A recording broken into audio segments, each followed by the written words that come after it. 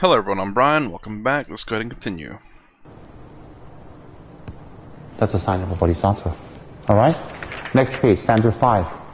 How can someone who cherishes self more than others take lust and such dangerous poisons for food? If he tried like a crow to use other delusions, he would probably forfeit his chance for release. How can someone who cherishes themselves more than others ever be happy?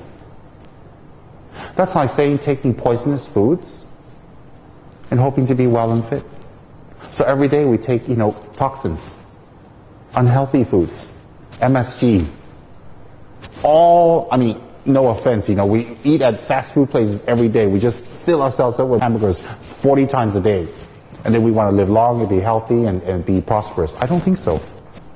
I jumped back a little because it said MSG, which is really weird. Well, it was apparently a racist thing that they said MSG was bad. Apparently, they came out later that actually MSG is not bad for you.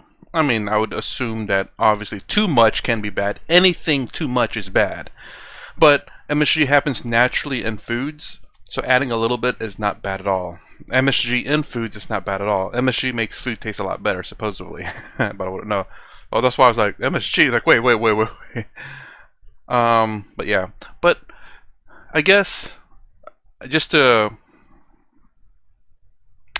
have my own little opinion on this. I get what he's saying. Too self-centered is a bad thing. You definitely have to take care of yourself, obviously. You have to care for yourself so that you can care for other people. If you are unhealthy, you cannot be caring for other people. Other people have to care for you. So I just want to throw in that little bit there. Obviously, you have to care for yourself. Like he was saying, as a matter of fact, when you're eating too much bad, unhealthy foods, if you're not taking care of yourself, people are going to have to start taking care of you. But if you take care of yourself, exercise, eat healthy, or whatever it is, not be in financial debt, clear sense of mind, you can help other people. Similarly, when a crow is someone that enjoys good things and avoids bad things, opposite of a peacock, tries to act so good, he will fail. That means crow is likened to an untrained mind. So when an untrained person says, A for the Dharma, I'll get more money. A for the Dharma, I'll go be famous.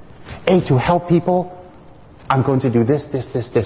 Instead of helping and bringing things up, they will be dragged down because their mind is untrained. So people whose minds are untrained and say, I will work for the Dharma. I will make money for the Dharma.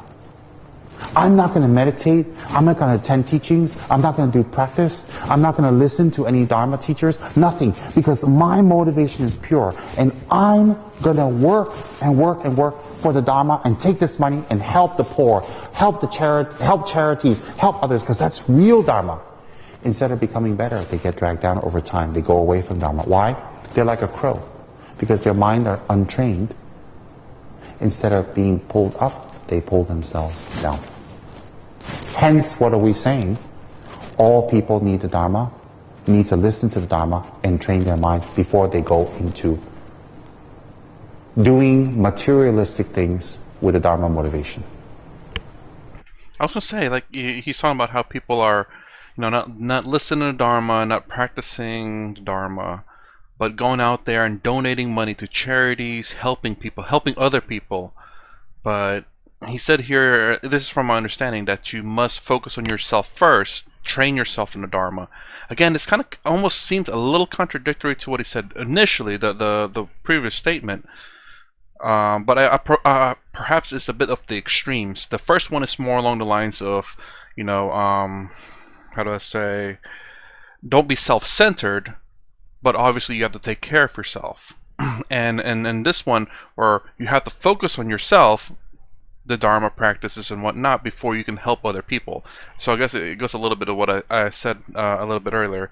There was something else and I forgot what it was. But anyways, let's continue. Okay, everybody understand that?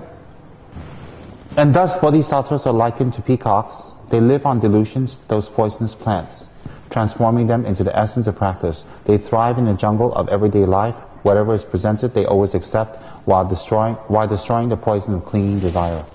So people who are well trained, their mind are under control. It is immersed in Dharma. Even they live in cities with normal people, with greed and anger and pride, they will never be affected. Never. They will never become greedy. They will never change their minds to become degenerate or harm or get thrown off their path. That's a sign their mind is well trained. Whereas a person whose mind is not well trained, their intention is good. I want to go do this and this and this for Dharma.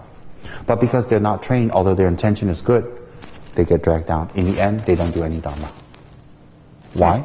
Because they do something and their mind is not trained. That's why people say, well, he had good intention, she had good intention. How come when they go do that, they go away from Dharma? Because they didn't train themselves. Also, that's very interesting. I do remember what I was going to say. As a matter of fact, he just stated it. Was the fact that, it's even though you're doing all these good things, your the focus or the intent of it is not quite right. So donating to like charities and all that is not the right. You don't have the right intent or mind. As in, this is how I'm interpreting it. So let me know if I'm wrong. All right, is that your intent is to develop good Dharma, but if you think donating to charities will automatically give you good Dharma, you're wrong.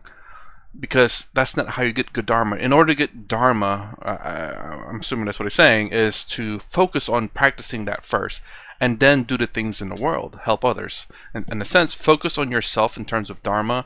Once you are set, once you've achieved it, then work on the outside of the world. It's essentially what he just said here about the peacocks, how they eat the poisonous plants and they're unaffected by it. So basically how I interpret that was the fact that people like him or his masters go around eating the people that have this bad, like are mean, angry, sad in the world, and help them out, eating the poison. And then now these people are no longer poisoned if they achieve Dharma. So, and them being the peacocks are unaffected by the poison around them, and they're eating the poison. The poison being angry people, sad people, frustrated people, the people are kind of stuck in the world. And when they eat the poison people, they're eating the poison away from the people, the anger and all that. And now these people are no longer poisoned.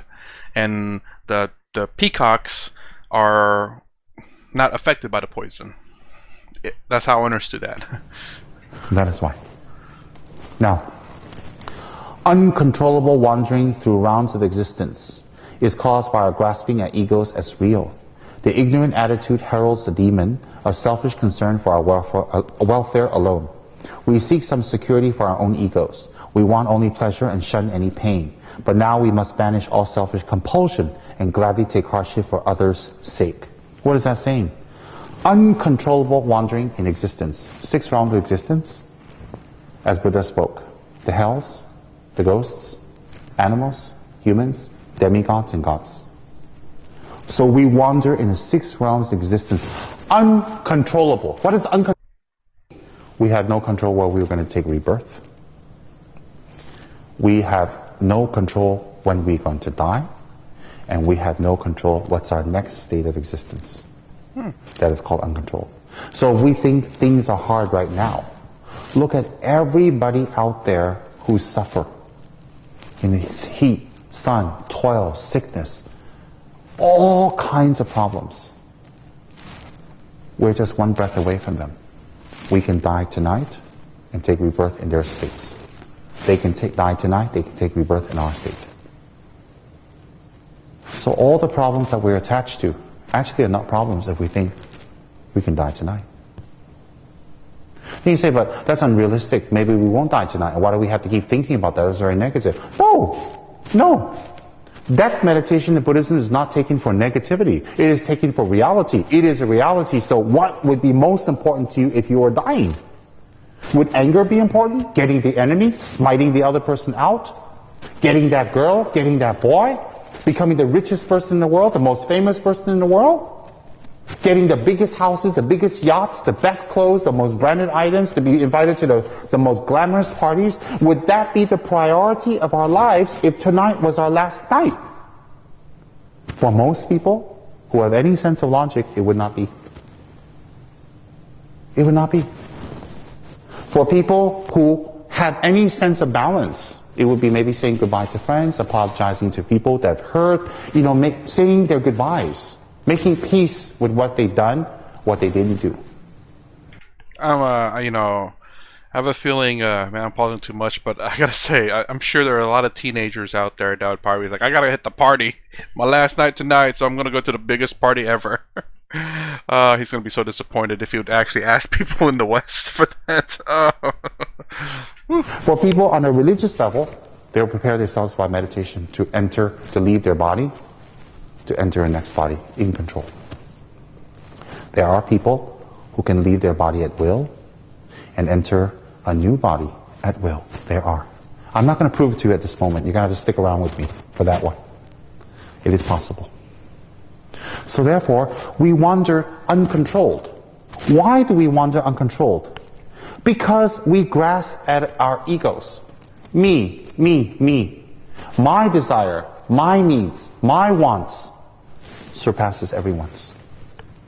So when we think our needs surpass everyone's, we act in that kind of manner. When we act in that kind of manner, it naturally draws us toward a selfish path.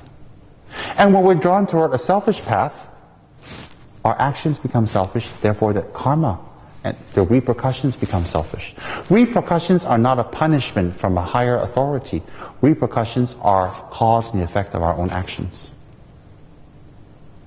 So therefore, when we wander uncontrollable, why do we wander uncontrollably in the 6 realms? Because of our attachment to ourselves. Focusing in. Oh, I forgot to ask. I meant to ask about the 6 realms. It's like we have no control over where we get reborn at. Interesting. Perhaps this is just Buddhism, but I thought in Hinduism, based on your karma, will determine whether you go up or down the different levels. Let me know. Is it in Hinduism you can go up or down based on your karma? But at least according to what he's saying, in this particular practice, it's just like a random roll of the die. Whether even if you're terrible, you can actually become a god because you have no control over it. But perhaps it's that maybe you don't have control over it, but maybe it is determined based on your actions. To me, it almost seemed like it's just roll and see where you go. Whether you're good or bad, it doesn't matter. Just roll a dice and see. If you roll a 1, you're a rat. Roll a 6, you're a god, kind of deal. As Dhammarakshita has said, this ignorant attitude heralds the demon. This attitude of cherishing ourselves is the actual demon. Is the demon. Is the devil. Is Satan. Is the negativity. Why? How can one guy under the ground with horns and a little tail and the pitchfork create all the problems in the world? How can that be possible? We create the problems. We are the creator. We create it with our egos. Our egos of me, me, me, me, me. I don't care about you. Me. That's what's deforesting the world. Global warming, using up our resources, killing the planet. It's greed. But if we wanted to blame it on the devil, then things won't solve. The problems won't solve. To always say it's an outer problem and it's not me never solves the problem. It's here. So we call this selfishness in Buddhism a demon. Real quick, I'm sorry I'm pausing so much, but he's saying a lot of good things here, especially things that I genuinely believe in too as well, and of course some questions. But yeah, this is something I kind of see a lot. I watch too much YouTube probably, like a whole bunch of issues going on around.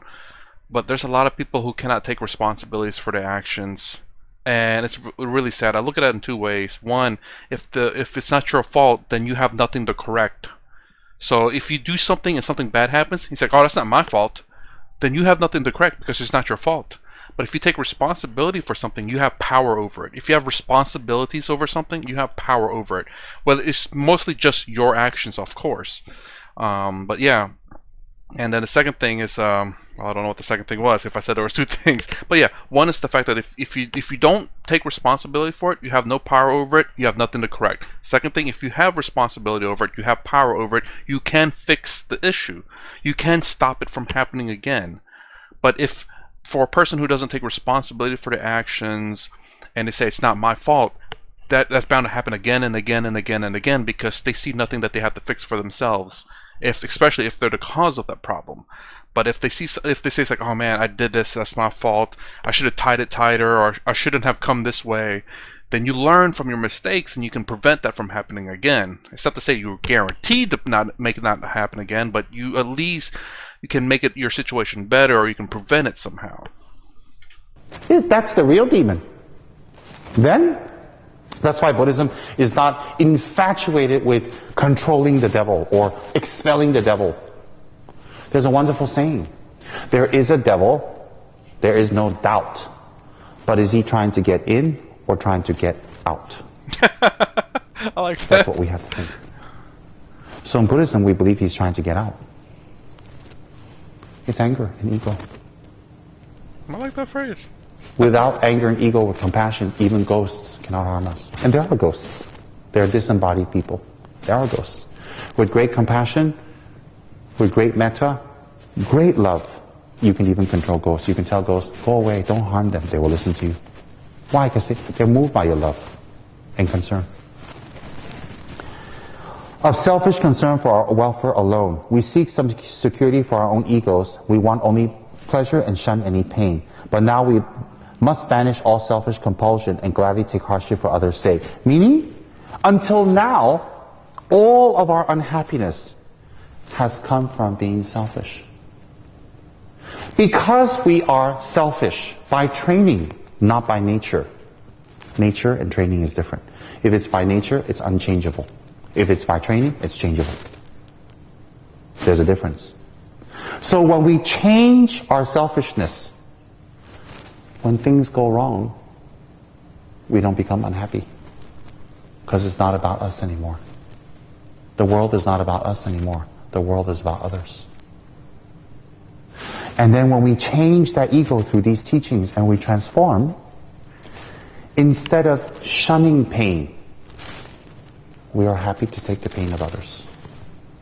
We're happy to accept the pain of others. I remember two incidences which I'll relate in short. One was when I was very ill in India. Very, very, very ill. I can barely move. And my teacher, my great teacher, who's passed away, came down to visit me. He lives upstairs. He came down to visit me. I couldn't even get up. Because when your teacher comes, you're not allowed to remain sitting. You should stand up and show the deepest respect because he teaches you the Dharma. I couldn't even get up. I was sitting there like this. I could not. And he came and, well, my egotistical, selfish mind said, he's going to do some ritual, he's going to blow some mantras, he's going to give me some magic powder, and I'm going to get well. And I was so excited because, well, he does have those powers. He sat down, he sit there for 5-6 minutes, and he said, how are you? And I was thinking, very ill. Obviously, right? He said to me, well, let me teach you something to help you. And I was thinking, oh, wonderful, a mantra to heal. I really thought that, a magic mantra to heal. He says, everybody and all the old monks and your gurus and teachers and the Dalai Lama, if they become sick and die, the Dharma will suffer. And many beings would suffer because they cannot get the Dharma. Pray that the Dalai Lama's sicknesses and potential illnesses come to you now. Pray that the old monks in the monastery and the great masters, the old ones, their sickness comes to you. You can suffer for them so they can live longer to teach the Dharma. I was thinking, oh, suffer for them. Then he says, then your loved ones and all your friends and all beings on this planet, nobody wants sickness. Nobody. Visualize their sickness in the form of black lights coming to you. Enter your body and you suffer incredibly for them. So tonight, suffer for them and be happy. And then he left. I was like, oh. And you know what? I was happy. Because I followed the instructions and I prayed. By me becoming sick, may His Holiness Dalai Lama not be sick. May my teachers not be sick. May they live very long. May the monastery's elder monks and senior monks who struggled so much not be sick. And may they teach the Dharma. And I visualized the black lights coming to me. And I was very sick. I didn't become sicker, but I was very sick. And that night, every pain that I had, I was happy. Because it was for a purpose. I will say, man, that seems a bit cruel. You know, when you think about, like, some guy says, well, obviously it wasn't said like that, but it's like, well, you know, suffer for everyone so no one else has to suffer. You know, it's like, oh man, like, wow, something that I don't think anyone would really say in modern day. You know, I guess because that is kind of a selfish thing. Obviously, you want people to get better, and you know, the idea that you have no responsibilities for anyone else. I do believe that. You know, you don't have any responsibilities to anyone. But that doesn't mean you can't do anything for someone. I believe that you have no responsibilities for anyone, but also that if you can do something good for someone, you should. But again, I'm not going to say that you have to, it's mandatory. But you know, if you can do something nice, it's great, especially if it doesn't require very much from you. I mean, to make someone happy is pretty nice. But yeah, if your teacher come down here, it's like, yeah, I hope all the suffering goes to you. I'm like, what? What do you mean? I'm suffering already. But yeah, I get it, because and the second part is like I guess the idea is the fact that you are taking away people's pain, and that serves a greater purpose. And I can definitely see that, where if you can ease the suffering of someone, that is a really good feeling. And this is kind of how I live my life a little bit. What I mean by ease the suffering of someone, it's like I how do I say that ease the suffering of someone? I try to do as much as I can with what I got to ease working. Like when my job, I try to fix people's problems as quickly as possible. Very little, you know, how do I say? I won't say very little effort, but it's just, you know, it's not like I'm going out my way, or I'm not spending a lot of money, but you know, just doing your job is great help. It's reducing the suffering of people, whether you know it or not. Because, you know, if there's something that needs to fix and it slows down their work, and now they're having to suffer because, you know, they have to do other things slow down, you know, you getting there and fixing that in time, in a timely manner, and then all of a sudden operations can operate normally.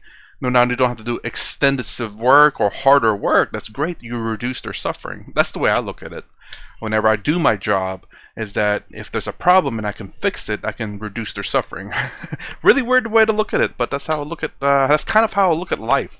If someone needs help, I can. Because generally, if someone needs help, they're suffering in a way, and if you can help them, that's great. You reduce their suffering. Let me know if anyone thinks about it that way, like their job, or just whenever someone needs help. Do you think about it like you're reducing their suffering? Let me know in the comments, please. I am curious. That's what he taught me when I was sick as a dog. No mantras, nothing. And I never forgot that. It brings tears to my eyes. I never forgot that, because even while I was sick, I was able to practice Dharma, to develop my mind. Another incident, which they all know, was when I was in a train from Delhi. We went for teaching to the Dalai Lama in Dharamsala. We came back by train. The train is 3 days and 2 nights. Well, I used to say this to my friends secretly. The only hell is an Indian train. Yes, there is no other hell on earth, is an Indian train. Is that true? Like, I mean, I don't know what he means by it, but is it like just really long ride, or what? Because they have seats for 4, but 20 sit there. I'm not exaggerating. They sit in front of you, next to you, chickens, goats, everything. And you kind of say, oh, that's my ticket, that's my number. They look at you and go, I don't speak English. So a seat for 4, 20 sit there, goats, chickens, everything, and you just get some seeds and feed chickens. They're hungry. You know, what else can you do? And so okay, I get it. they stop in the middle of the night. The train goes completely, always, and it stopped. And I had a horrible window that wouldn't stay locked. So when the train moves, the window vibrates up, because it's sliding and it vibrates up. Oh my! I must have closed that window 200 times easily on that trip, because it's freezing and the rain comes in. So we stopped at a city, and I pulled down the window, and then my teacher got up, and he says, what's going on? And I told him, oh, we stopped at a city, blah, blah, blah. And there, you know, new passengers, old passengers, the chicken left. Happily, the chicken left. And he says, okay, tonight be careful, you might lose your head. I mean, what is he talking about? Then he went, and he laughed and went to sleep. So that, I had a bag, I had a cloth bag, and I had my prayer book. I had a wallet that had 600 rupees. That was a lot of money for me. That's about $6 or whatever. I can't remember. Anyways, 600 rupees. And I had my pen and a few other things, my rosary, and I had it in my bag.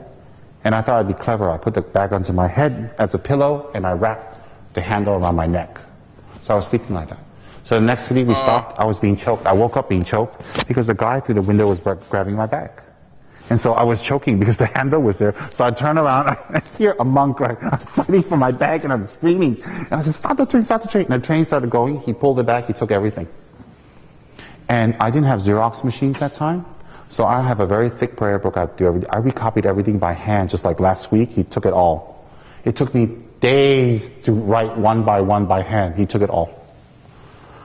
And my money, that was my money for the month. I had no other money. I was very poor. And some other stuff, my rosary beads. And my teacher got up because there was so much commotion. And he asked me what happened. I told him.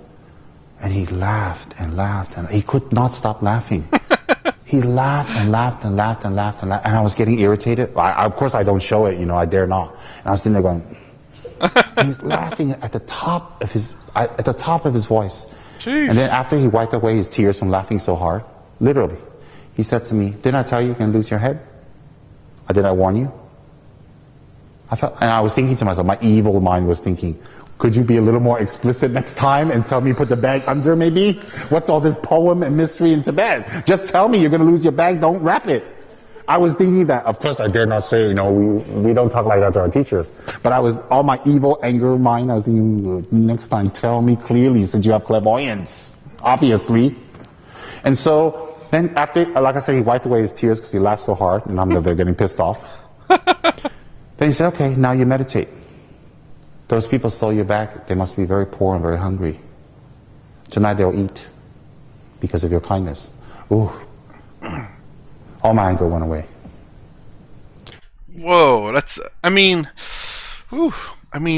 generally, I don't know. It could very well be that, they could very well be poor, or, they could very well be still making enough money. I don't know to make that assumption, but I get what he's trying to say. There are generally going to be a lot of poor people. I guess maybe he's familiar with that route. There's a lot of poor people there. I don't know, but to assume that they're poor and maybe they're just not thieves, like that's an easy, area to rob people or whatever. I know most tourist areas, there tend to be a lot of thieves out there, like pickpockets and stuff. That's just the hot spot. Tourist areas, no matter where you're at, pickpockets, that's the prime spot for it. But yeah, to assume that they're poor though, but maybe perhaps, if you look at it always in a good light, like, yeah, it's weird to say they thank you for that. It's like, no, they stole it from, they could have asked and I would have gave it to them. And then I willingly gave it to them as opposed to being robbed. But I get what what his teacher was trying to teach him. It's the fact that, not necessarily thank him, but it's the fact that now, hey, look, it's a very, I guess that might be a lot of money. He said it was a lot of money for him, but at least you have a place to stay and you have food to eat in our monastery. Whereas them, they're scavenging, stealing to be able to eat. He didn't necessarily need the money because I'm assuming in the monastery they feed them.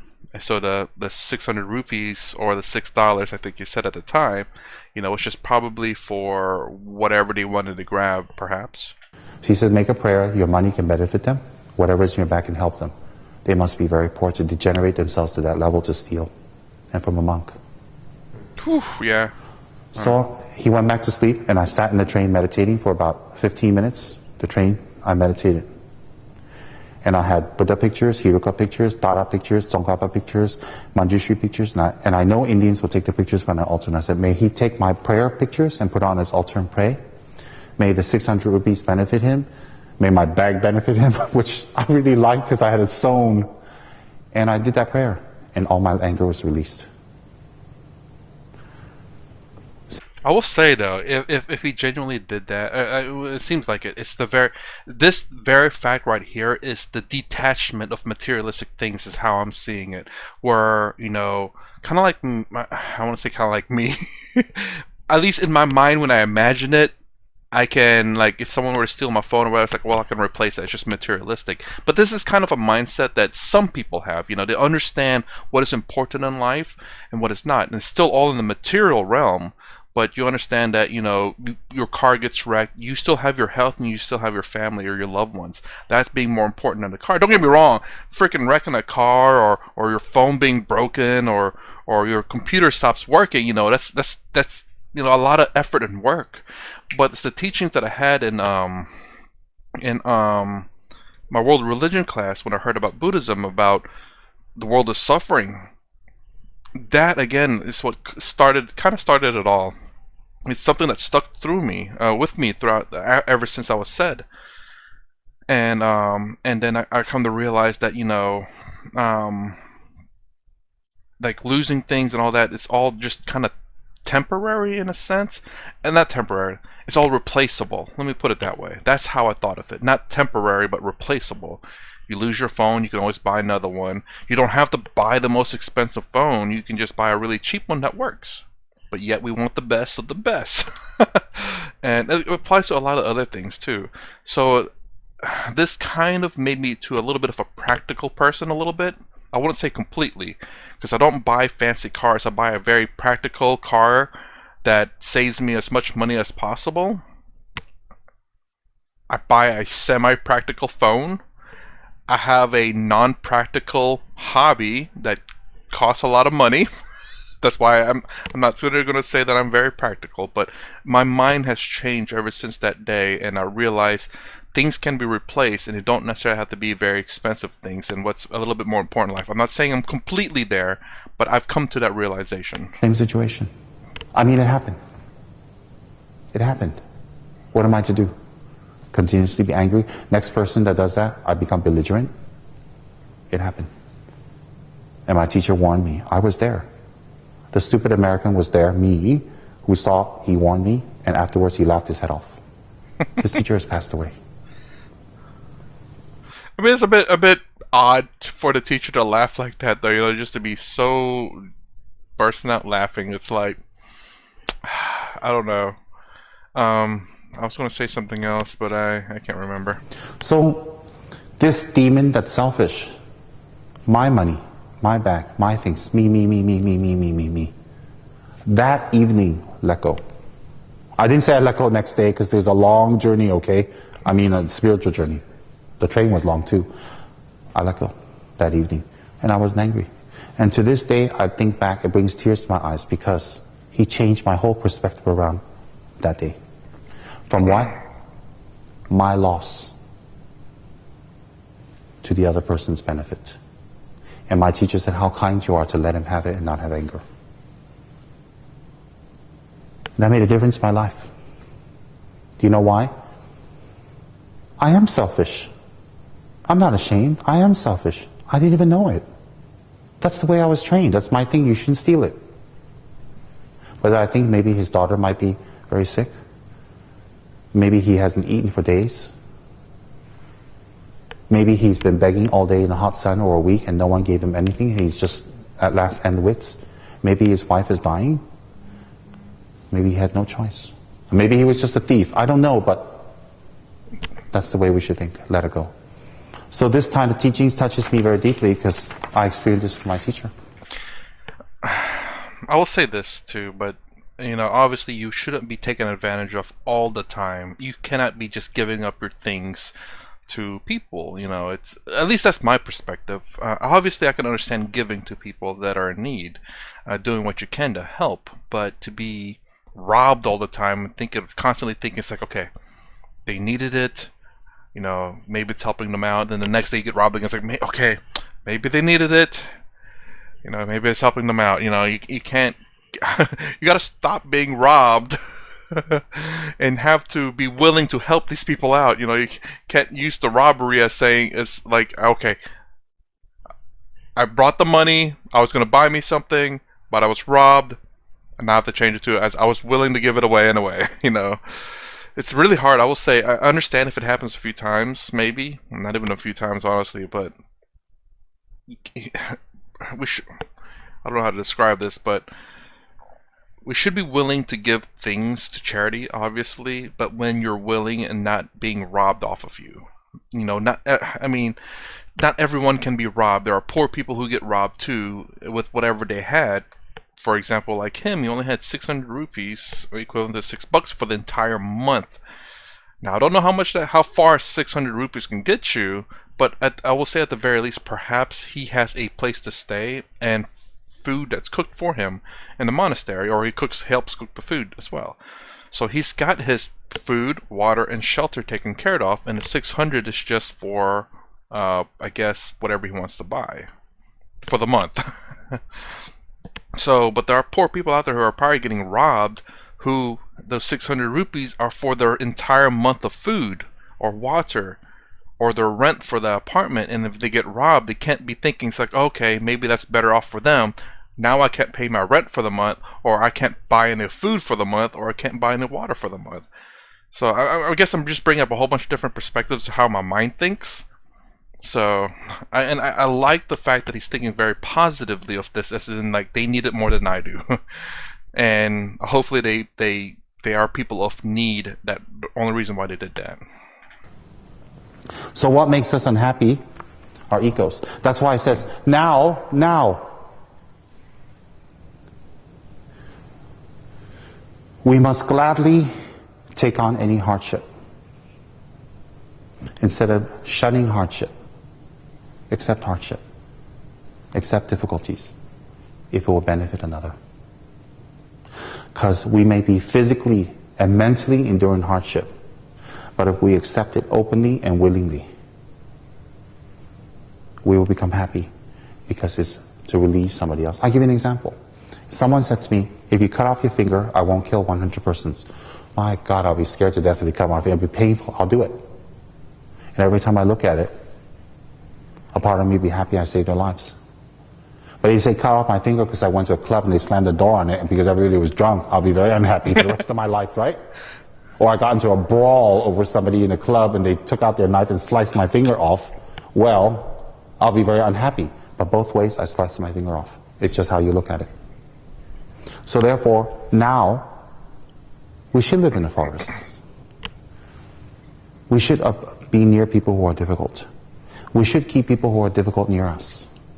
We should be near difficult situations because they're difficult because our mind is untrained. Once our mind is trained, it's not a difficulty anymore.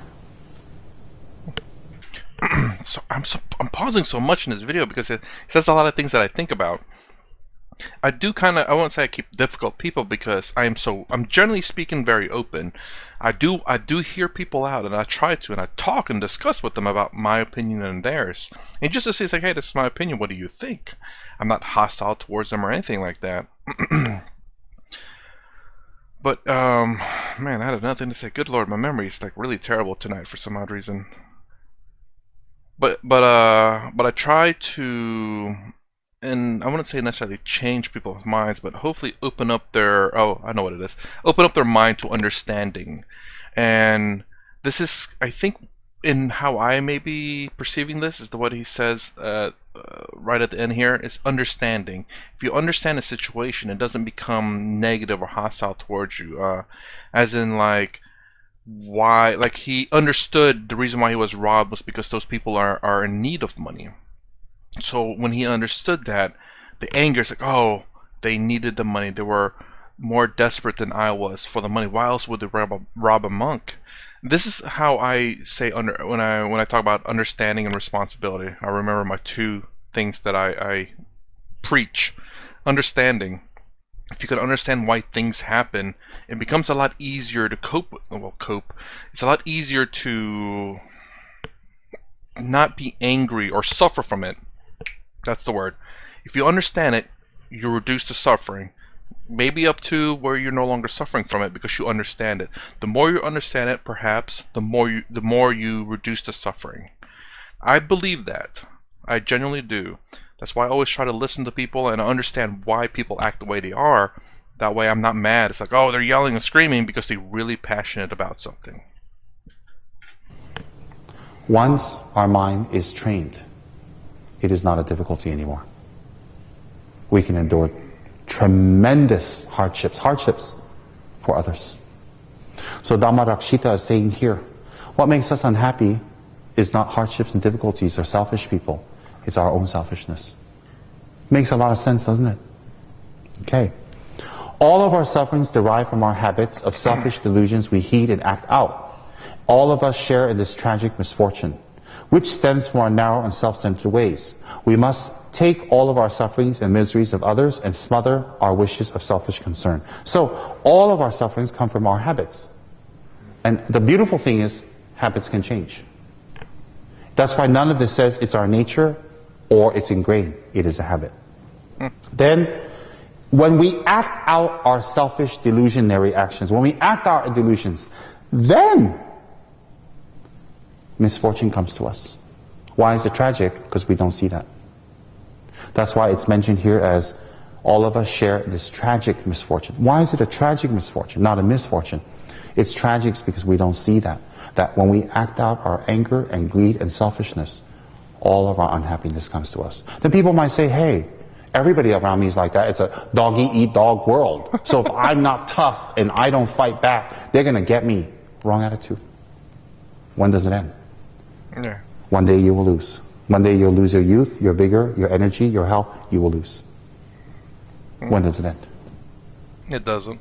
So if you know Dharma, if you have received Dharma, you should be higher than those people who act like that. Not higher in ego and pride and arrogance. Higher in your thinking. Higher in your mental strength. Higher in your ability to absorb more problems for others. I wonder if a better way to say that would be above your ego, as in your ego is no longer controlling you and you're above that, that no matter what excuse me, no matter what other people do or say, to bite at your ego, to eat your ego, to kill your ego, to fight your ego, because you're above your ego, you're no longer affected by it. That's how I understood that, or at least how I would translate that in my mind. Would that be a correct way of translating? I think so.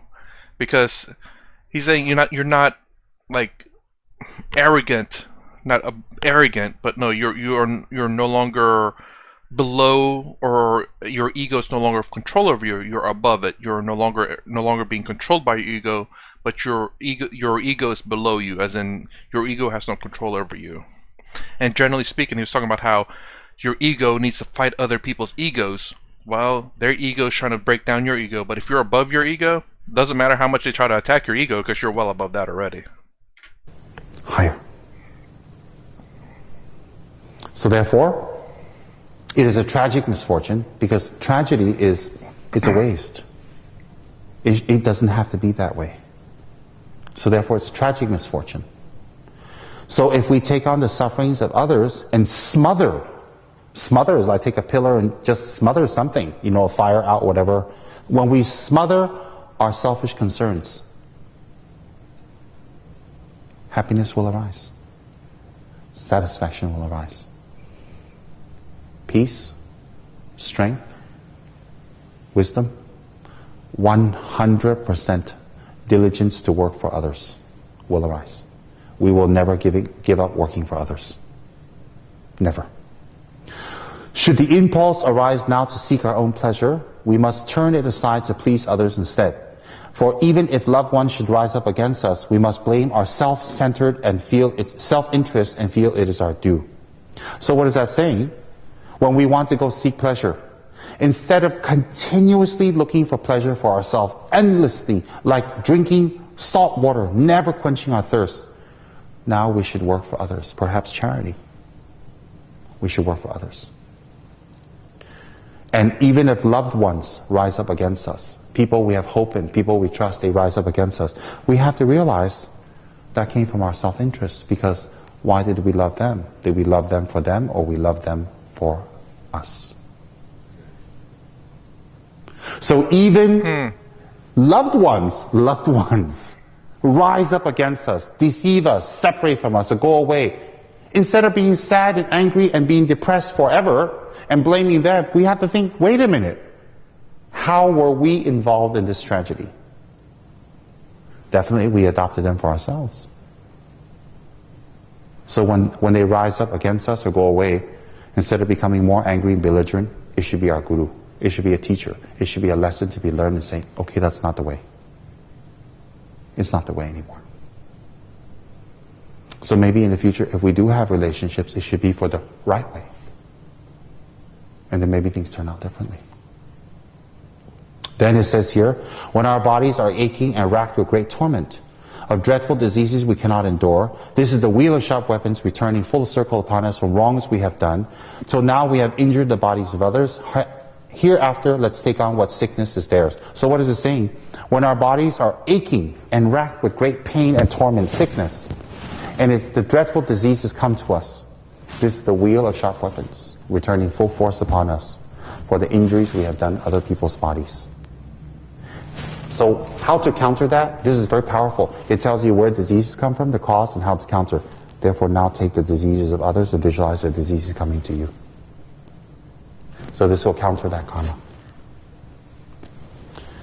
Depressed and forlorn. When we feel mental anguish, this is the wheel of sharp weapons, returning full circle upon us from wrongs we have done. Till now we have kept what we had without sharing. We have plundered and stolen and lured people on. Hereafter let's take from them hunger and thirst. What does it say? When hunger and violent thirst overwhelms us, this is the wheel of, depressed and forlorn, when we feel mental anguish, this is the wheel of sharp weapons returning full circle upon us from wrongs we have done. Till now we have deeply disturbed the mind of others. Hereafter let's take on the suffering of others. So what is it saying? Why do we feel forlorn? Why do we always feel mental anguish and unhappiness? And our mind can't settle. This is the karma coming back. Wheel of sharp weapons means it's a wheel with knives. Just like it's depicted here. Turning and coming back to us. And cutting us down. So we took this wheel of weapons, we threw it at others. Now it turns back like a boomerang back to us. So, why do we have mental anguish, pain, depression? Because we have caused this in the mind of others. So when we have caused this mental pain and anguish from our anger in others, definitely it will come back to us. So if we want to be happy, creating pain for others in their minds is not the way to be happy. So Dhammarakshita here compassionately tells us, now let's take on the suffering of others. Let's endure difficulties for others. Work for others. This is how you counter that karma. Next. When hunger or violent thirst overwhelms us, this is the wheel of sharp weapons returning full circle upon us from the wrongs we have done. Till now we have kept what we had without sharing. We have plundered and stolen and lured people on. Hereafter let's take from them hunger and thirst.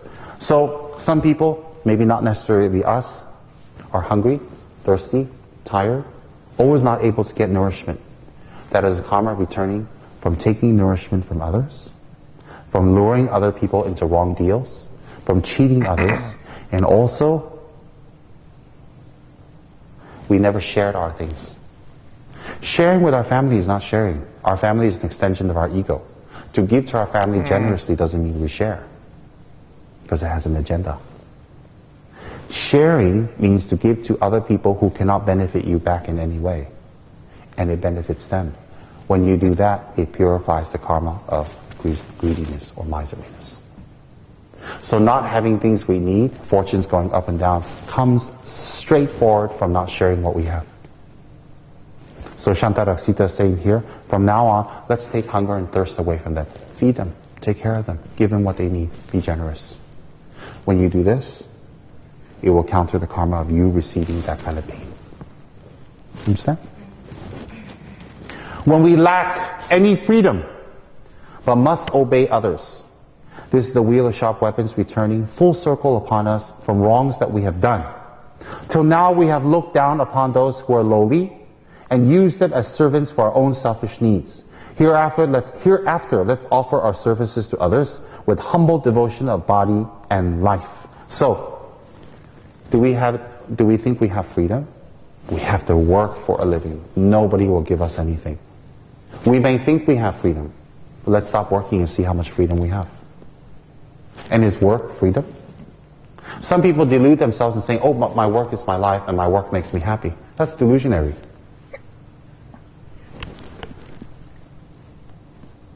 When we don't have freedom and we have to obey others, what people tell us. In your case, the directors and all that.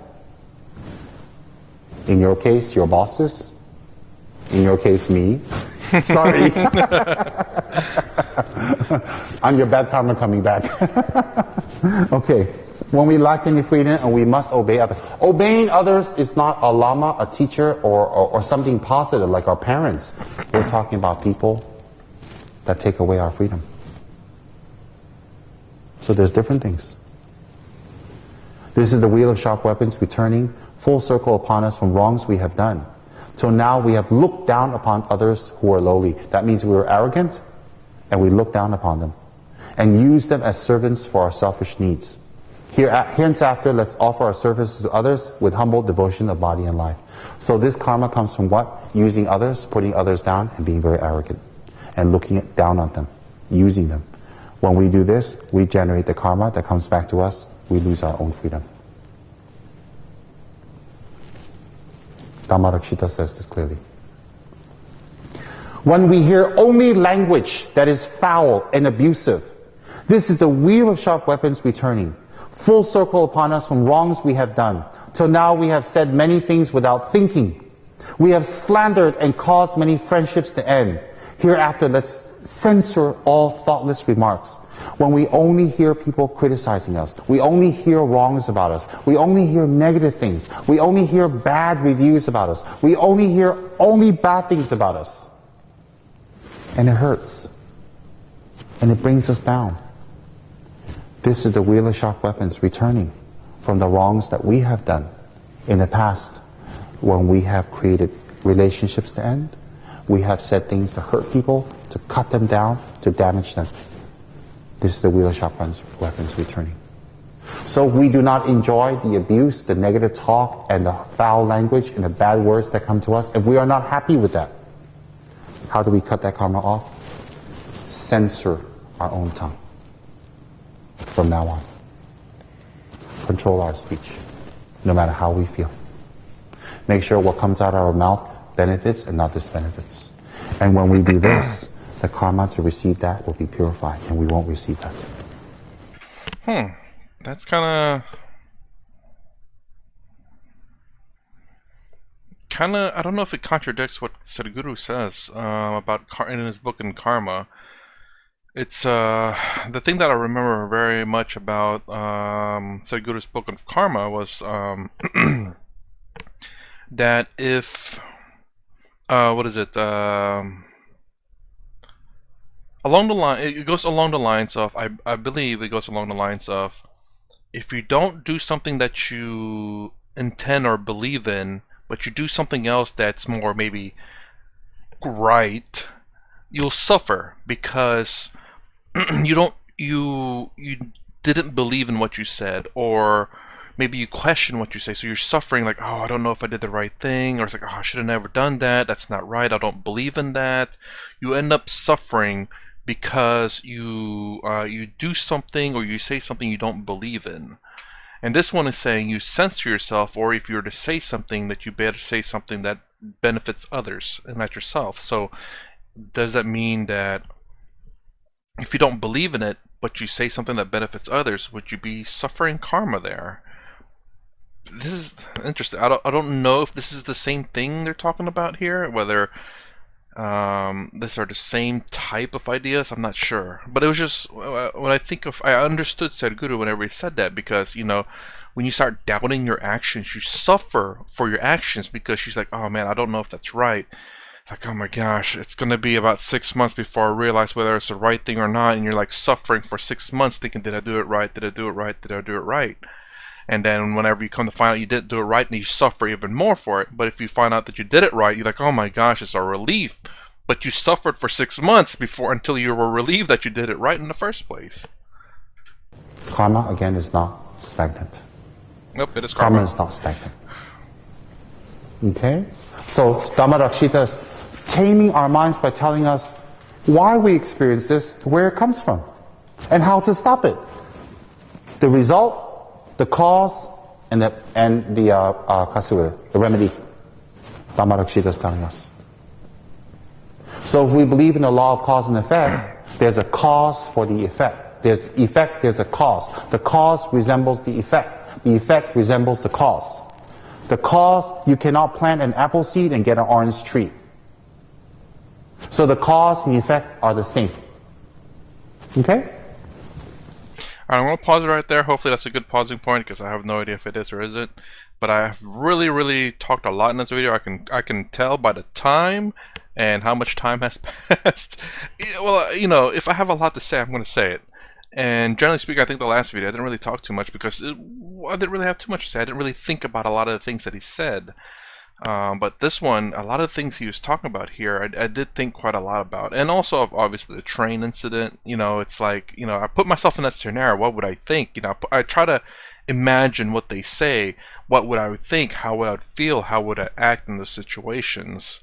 You know, and I understand both perspectives, really, I do. That's kind of hard to think about doing that in modern day society, or kind of like how your mindset is, how you've been trained in life, you know. Anyways, I gotta end the video here because it's becoming an hour long. If you like my content, please consider subscribing, thumbs up, thumbs down below. Thanks for watching. I'll see you in the next vid.